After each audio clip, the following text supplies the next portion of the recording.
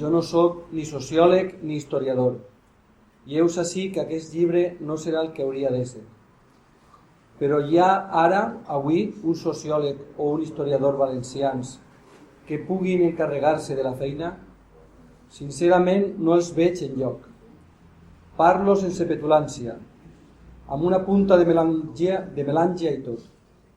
El nostre món intel·lectual és petit, i tothom sap qui és tothom. No hi ha més cera que la que crema. Tenim doctes erudits, és clar, i pot ser persones iniciades en l'estudi dels mecanismes socials.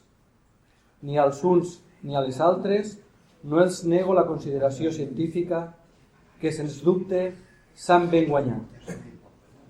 Tanmateix, ja és simptomàtic que fins en aquest moment cap d'ells no hagi manifestat encara cap preocupació seriosa en el sentit que postulo.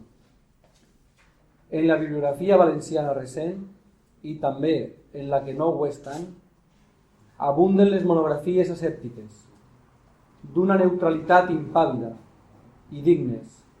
No hi trobem, en canvi, el conat de visió de conjunt, molt més que expositiva, amb la qual es despullés la contextura problemàtica del país i de la seva gent. Si res s'hi ha intentat, no pot ésser posat en el compte dels historiadors, ni dels presumptes sociòlegs. Ho han fet literats i polítics, amb el risc inherent d'unes conclusions frívoles o sectàries.